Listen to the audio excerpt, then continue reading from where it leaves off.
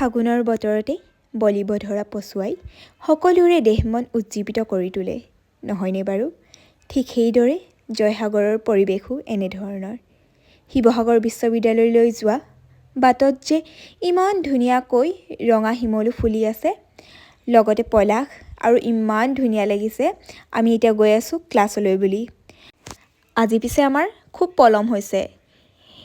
আজি মানে শুই উঠা দেৰি হ'ল, তাকে আৰু ইমানেই স্পীডত যাবলগীয়া হৈছে নহয়। চাওকচোন, তথাপি পৰিৱেশটো ইমান ধুনীয়া লাগিছে, সকলো ফালে ৰঙা ৰঙা ৰঙা। ফাগুন যে ইমান প্ৰিয় মোৰ। আৰু আপোনালোকৰ? মোৰ কি অনুভৱ হয় জানেনে? এই যে ৰঙা ফাগুন, শিমলু, ঠিক তেনেদৰে আমাৰ দুপাট্টাখনো ৰঙা।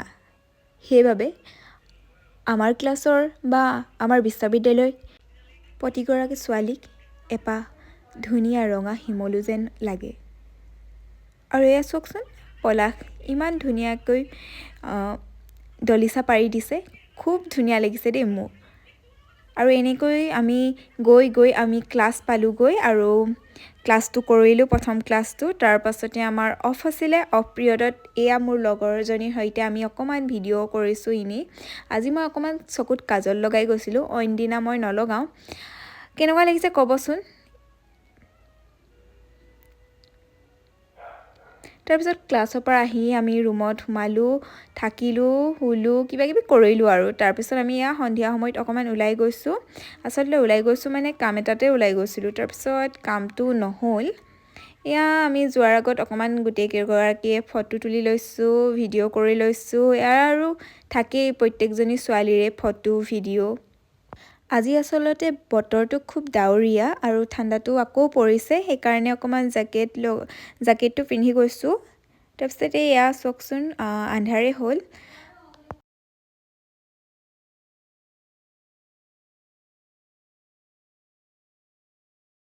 অলপ ATMত কাম আছিলে, সেইকাৰণে প্ৰথমতে ATMলৈ গ'লোঁ। আৰু এয়া কাম বন হৈ গ'ল আমাৰ ATMত। তাৰপিছত আহি আমি আইচক্ৰীম খালোঁ।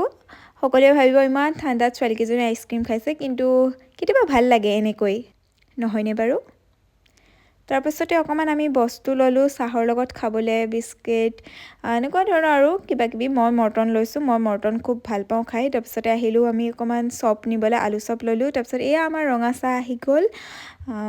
তাৰপিছত আমি খাই ল'লোঁ। খোৱাৰ পাছতে লগৰজনীয়ে মেহেন্দি আঁকি আছে, কেনেকুৱা লাগিছে আপোনালোকে জনাব। খুব ধুনীয়া লাগিছে, নহয়নে বাৰু?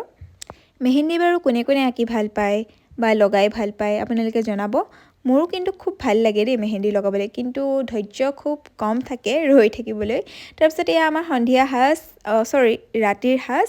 এয়া দাইলখিনি কিন্তু আজি খুব ভাল হৈছিলে খাবলৈ, আৰু মাছ দিছিলে, মাছৰ পেটু কোনে কোনে খায়, আৰু লগতে ভেন্দি আৰু আলুৰ ভাজি। আৰু এনেকৈ ভাত খাই আমি শুলোঁ।